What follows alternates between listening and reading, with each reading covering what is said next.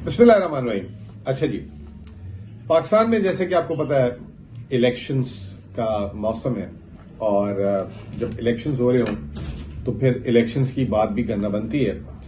और पाकिस्तान में इलेक्शंस में कौन सी पार्टी क्या अपना मैनिफेस्टो ला रही है, उनका क्या जिसे कहते हैं कि प्रोग्राम है, वो हुकूमत में क्यों आना चाह रहे हैं, वो क्या ऐसी चीज मुनफरिद करेंगे जिससे एक आम आदमी को, मुल्क को, सबको जो है वो तरक्की की राह पे गामजन कर सके, किसका क्या ट्रैक रिकॉर्ड है।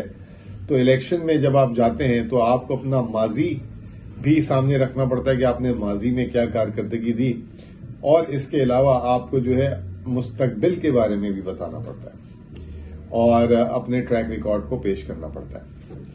बदकिस्मती से पाकिस्तान में जो है वैसे तो दो पार्टियां जिसे कहते हैं कि बहुत बड़े अरसे तक पाकिस्तान में जो है उन्होंने हुकूमत की, जिसका नाम है पीपल्स पार्टी, जिसका कयाम 1970 की दिहाई में हुआ था, और दूसरी पार्टी है नून लीग, जिसका कयाम 1990 की दिहाई में हुआ। पीपल्स पार्टी ने 4 दफा वजारत उज़्मा संभाला और 5वीं दफा जो है शराकत की पीडीएम के साथ। सबसे पहले वो जो है भुट्टो साहब आए 1970 में, फिर बेनजीर भुट्टो साहिबा आई 1988 में, फिर 1993 में फिर आई वो, और फिर 2008 में पीपल्स पार्टी फिर आई, तो और 2018 में पीडीएम के साथ आई। तो ये तकरीबन 5 दफा इनको मौके मिले, और अभी भी कह रहे हैं कि आप हमें मौका दें और रोटी कपड़ा मकान जो है वो फराहम करेंगे। 5 दफा में सोच रहे थे, अभी 6ठी दफा में शायद फराहम करने का इरादा बना रहे हैं। नून लीग जो है 1985 में जो है बीच लगा था, जो है 1991 में जो है 9 सितारे करके जो है वहां से निकली थी। तो नवाज शरीफ साहब भी 3 दफा वजीर आजम इससे पहले बन चुके हुए, और 4थी दफा जो है उनके भाई बने थे, तो 4 दफा इनको भी वजारत उज़्मा इस खानदान को भी मिल चुकी हुई है।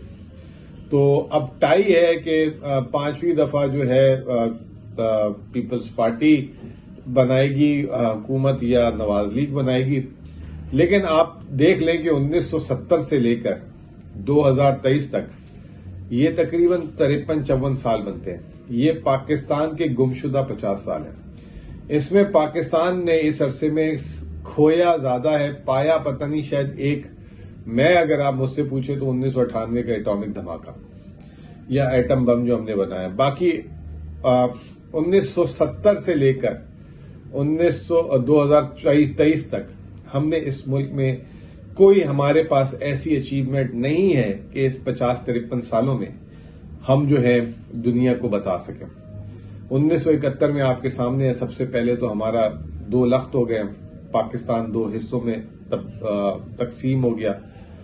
कहा यह जाता था कि ये जो पाकिस्तान जिसमें हम मुकीम हैं, ये पाकिस्तान जो है तरक्की याफ्ता पाकिस्तान है, और वो जो पाकिस्तान था वो इतना तरक्की याफ्ता नहीं है, तो शायद पाकिस्तान जो है बहुत तरक्की करेगा। पाकिस्तान में आज भी अगर पाकिस्तान की मिसाल दी जाती थी कि पाकिस्तान जो है पूरी एशिया में सबसे ज्यादा तरक्की करता था, तो वो 1970 से पहले की दी गई। मैं अक्सर, ये नवाज शरीफ साहब भी अब आ गए हैं वापस माशाल्लाह से, वो और जो उनकी चीफ ऑर्गेनाइजर जो उनकी साहबजादी हैं मरियम साहिबा, वो अक्सर कहती हैं कि अगर नवाज शरीफ के इक्तदार की तरक्की को निकाल दें तो पाकिस्तान में खंडरात बचे।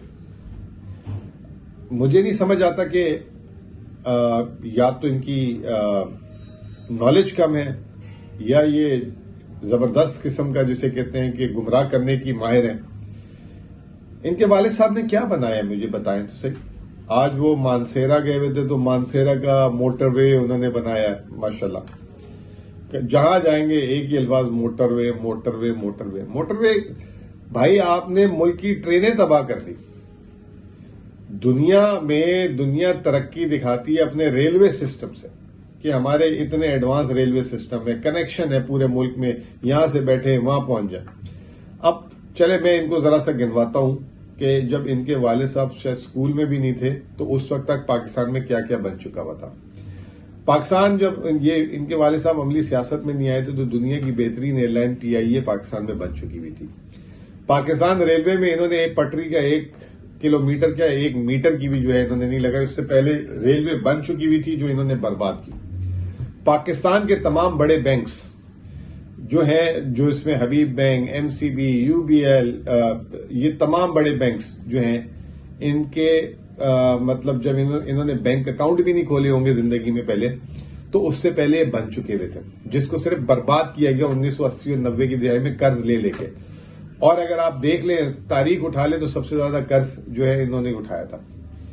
फिर जो पाकिस्तान की बड़ी बड़ी तेल और गैस की कंपनियां थी वो भी जो है इनके आने से पहले बन चुकी हुई थी। ठीक है जी। फिर इसके अलावा ये जितने भी ये नेशनल इंश्योरेंस, स्टेट लाइफ, ये तमाम चीजें भी जो हैं इनके आने से पहले बन चुकी हुई थी। पाकिस्तान में बदकिस्मती से जब से ये सियासत में आए, पाकिस्तान में डैम्स बनना बंद हो गए। ये इमरान खान ने शुरू किया वाकई। तमाम बड़े डैम्स एशिया में नहीं थे, सबसे बड़े डैम्स जो है पाकिस्तान में इनके आने से पहले बन चुके हुए थे। बदकिस्मती से जितने भी पाकिस्तान के नेशनल इदारे, जितने भी प्राइड थे पाकिस्तान के, स्टील मिल भी उससे पहले जो है भुट्टो साहब के जमाने में बनी थी, मतलब जितने भी इदारे थे, इन दो हुकूमतों का क्रेडिट जाता है कि इन्होंने उन सबको बैंक करप्ट किया। आईएमएफ की आप रिपोर्ट उठाएं, आज से नहीं, जितने इन्होंने भी आईएमएफ प्रोग्राम किया, आईएमएफ बार बार ये कहता है कि ये जो आपके इदारे जो नुकसान कर रहे हैं इनको आप रोकें। फिर इसके अलावा चाहे एफबीआर हो, चाहे और सरकारी इदारे हों, इन्होंने इतनी सरकारी भर्तियां की कि आज जो है हुकूमत जो है उनके तनख्वाह के छोड़े पेंशन के बोझ के लिए परेशान हो गया कि किस तरह पेंशन अदा करेंगे। फिर इन्होंने जितने भी जो अब इन्होंने प्रोग्राम जो लगाए, जो प्रोजेक्ट्स लगाए, क्या प्रोजेक्ट्स लगाए जी? मोटरवे बनाने के लिए कर्ज लिया, फिर उसको कर्ज उतारने के लिए उस मोटरवे को गिरवी रख दिया और अब उसकी जो अदायगियां कर रहे हैं। ये जो कहते हैं हमने बिजली दी, मुल्क में बिजली जो है हमने लोड शेडिंग खत्म की। माशाल्लाह जब ये आए थे ना तो 6 रुपए यूनिट था। जो अब इन्होंने जो बिजली घर बनाए हैं ना, औसत 28 से 30 रुपए उसकी अदायगी होती है बिजली की। और बाज बिजली घरों की तो फी यूनिट की पैदावार जो है 60 रुपए फी यूनिट भी है। इनके खुद भाई साहब जो थे शहबाज साहब, वो कहते थे कि आज के बाद हम कोई दरामदी ईंधन पे जो है पावर प्लांट नहीं लगाएंगे। तो ये इनके कारनामे थे। फिर आ जाए आप पीपल्स पार्टी पे, वो जो है 18वीं तरमीम कॉन्सेप्ट तो अच्छा है, लेकिन आपने 18वीं तरमीम को इतना लूज बनाया कि जिसकी वजह से जिस दिन से 18वीं तरमीम पाकिस्तान में आई, पाकिस्तान का मजमूई कर्जा जो है उसकी रफ्तार जो है ना 3 गुना बढ़ गई। आज पाकिस्तान के जो कर्ज है, सिर्फ जो कर्ज है वो जो है 65,000 अरब से क्रॉस कर गया। ये 6,000 अरब होता था 2006 में, 65,000 अरब रुपए ये क्रॉस कर गया है। सिर्फ पीडीएम की हुकूमत में, जब ये पीडीएम आई थी 16 माह में, 22,000 अरब रुपए 18 माह में इन्होंने कर्ज जमा किया, बढ़ा दिया पाकिस्तान का। अभी ये जो केयर टेकर हुकूमत है, सिर्फ इस साल 9,000 से 10,000 अरब एक साल में कर्ज बढ़ेगा। इसकी 2 बुनियादी वजह, एक तो यह कि जो कर्ज हमारा है उस पर सूद की अदायगी सिर्फ 8,500 अरब, दूसरा जो वफाक कमाती है उसका 60% सूबों को चले जाता है और सूबे जो है वो उसके ऊपर बैठ जाते हैं, नीचे मुंतकिल नहीं करते पैसा, और उस पैसे को बेदर्दी से इस्तेमाल किया जाता है। नौकरियां, जैसे मैंने आपको अर्ज किया, नौकरियां बांटी जाती हैं, तो ये तमाम चीजें करती हैं। तो ये 2 हुकूमतें हैं। माजरत के साथ अगर आप मेरे से सिर्फ माशी तौर पे पूछें तो अगर मुल्क के 2 हिस्से कर दिए जाए, यानी 76 साल के 2 हिस्से कर दिए जाए, तो एक हिस्सा जो है इन 2 हुकूमतों ने, 2 पार्टियों ने हुकूमत की, और एक हिस्सा जो है फौज ने हुकूमत की। जो फौज का दौर था उसमें कम से कम पाकिस्तान की मईशत की तनज़्ज़ुली ऐसी नहीं हुई, और जो इनका दौर था उसमें से कोई एक भी हुकूमत, 3 दफा पाकिस्तान जो है वो डिफॉल्ट के दहाने में गया। वो इसहाक डार उस वक्त वजीर खजाना थे, अब वो फिर बनने की 4 दफा बन चुके हैं, 5वीं दफा वो बनने आ रहे हैं। जिस आदमी ने 30 साल से 70 साल तक वजीर खजाना बार बार बनते रहे, वो अब आके फिर वापस वजीर खजाना बनने आ रहे हैं।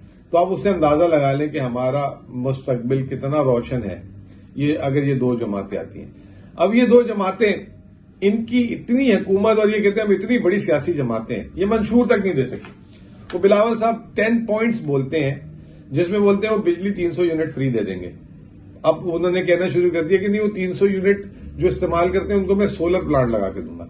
और भाई आप सोलर प्लांट कहां से लगा के देंगे झुग्गी वाले को या फ्लैट में रहने वाले को? कुछ सोचे समझे तो सही। वो हमजा शहबाज और वो भी लगे हुए थे।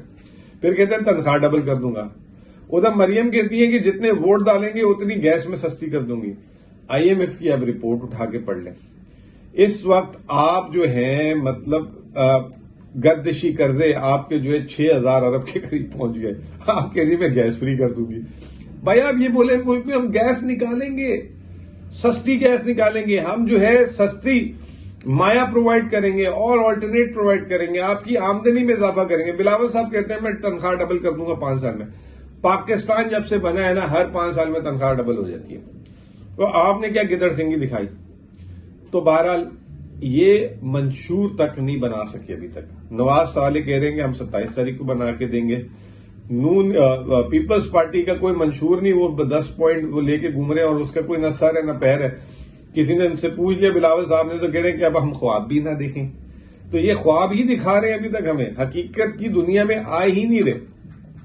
बहरहाल आपको अंदाजा होगा कि ये जो 1.5 साल से कितने जो है सख्तियां की गई PTI पे, उसके बावजूद इनका मंशूर आने वाला है। आप इनका मंशूर देखिएगा और मैं खुद आपके सामने मंशूर उनका पढ़ूंगा। अब जो जिम्मेदारी हमारी आपकी क्या है? हमारी आपकी जिम्मेदारी है जब ये बोलें कि मैं यहां मोटरवे बना के दूंगा, जब ये बोलें कि यहां अभी आज नवाज शरीफ साहब मानसेरा में एयरपोर्ट बनाने जा रहे थे। मुल्क के बाकी एयरपोर्टों का हाल से बदहाली हुई हुई है। वो आज उन्होंने इलेक्शन वहां से कहा मानसेरा में एयरपोर्ट बनाएंगे। तो ये इनके जो लालच और ये जो चीजें करते हैं, इससे बचें आप। दूसरा, ये जो कोई भी जमात हो, अगर आपको जो है आपको कहे कि हम 5,000 देते हैं, 2,000 देते हैं, 3,000 देते हैं, आप वोट हमें दे दें, शनाख्ती कार्ड हमें दे दें। देखिए 5,000 3,000 के एवज अगर आप अपने वोट का सौदा करते हैं तो आप अपना सौदा नहीं अपने बच्चों का सौदा करें, क्योंकि ये लोग फिर आके वापस उन पैसों को जो है ना 50 गुना 100 गुना आपसे वापस लेते हैं। आप पे जो है ना महंगाई डाल के, आपकी जो है ना चीजों को जो है डिप्रेस करके। तो बराए मेहरबानी ये इस तरह की इनकी लालच में ना आए। आप इनसे इनके मंशूर पूछें, इनसे इनके प्रोग्राम पूछें। इनका मंशूर में सिर्फ यही है कि अपने सारे खानदान को वजीर आजम खुद अपॉइंट कर देना, सारे खानदान को इलेक्शन लड़वाना और हमारे और आपके बच्चों को जो है माशी तौर पे जो है ना गुलाम बनाना। बहरहाल इलेक्शन के दिन है, आगे भी हम मजीद बात करेंगे किसकी क्या परफॉर्मेंस है, किसके क्या इरादे हैं। जैसे जैसे इनकी बातें सामने आएंगी आपके सामने रखेंगे। बहुत बहुत शुक्रिया।